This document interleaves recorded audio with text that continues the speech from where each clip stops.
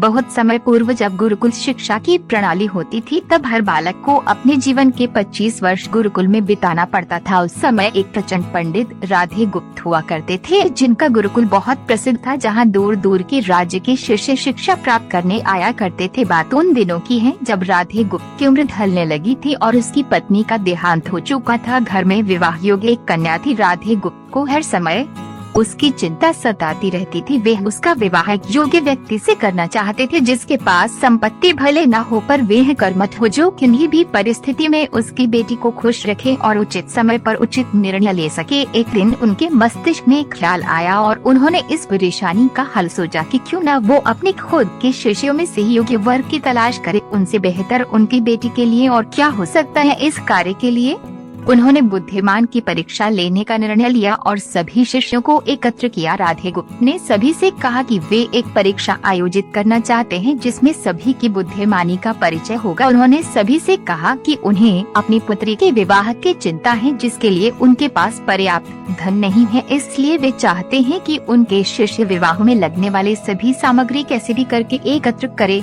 भले उसके लिए उन्हें चोरी का रास्ता चुनना पड़े, लेकिन उन्हें चोरी करता कोई भी देख ना सके। इसी एक शर्त का पालन सभी को करना है। अगले दिन से सभी शिष्य कार्य में जुट के रोजाना कोई न कोई तरह तरह की वस्तुएं चुरा कर लाता और राधा गुप्त को दे देता। राधा गुप्त उन्हें एक विशेष स्थान पर रख देते, क्योंकि परीक्षा के बाद ये सभी वस्तुएं उनके मालिक को वापस करना जरूरी था, क्योंकि वे अपने शिष्यों को सही ज्ञान देना चाहते थे। सभी शिष्य अपने अपने दिमाग से कार्य कर रहे थे, लेकिन इनमें से एक चुपचाप गुरुकुल में बैठा हुआ था, जिसका नाम रामास्वामी था। वे यह राधा गुप्त का सबसे करीबी और होनहार छात्र था। उसे ऐसा बैठे देख राधा गुप्त ने इसका कारण पूछा। तब रामास्वामी ने बताया कि आपने परीक्षा की शर्त के रूप में कहा था कि चोरी करते वक्त इसे कोई ना देख सके। इस प्रकार अगर हम अकेले में भी चोरी करते हैं तब भी हमारी अंतरात्मा उसे देख रही है, हम खुद से उसे नहीं छिपा सकते। इसका अर्थ यही है कि चोरी करना व्यर्थ है। उसकी ये बात सुन राधा गुप्त के चेहरे पर खुशी छा जाती है। वे उसी वक्त सभी को एकत्र करते हैं और पूछते हैं कि आप सब ने जो चोरी की,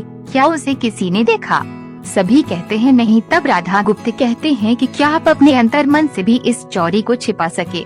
सभी को बात समझ आ जाती है और सबका सिर नीचे झुक जाता है, सिवाय रामास्वामी के। राधा गुप्त रामास्वामी को बुद्धिमानी की परीक्षा में अव्वल पाते हैं और सभी के सामने कहते हैं कि ये परीक्षा मेरी पुत्री के लिए उचित वर तलाशने के लिए रखी गई थी। इस प्रकार मैं रामास्वामी का विवाह अपनी पुत्री के साथ तय करता हूँ। सभी खुशी से झूम उठते हैं, साथ ही चुराई हुई हर एक वस्तु को उसके मालिक को सौंप विनम्रता से सभी से क्षमा मांगते हैं।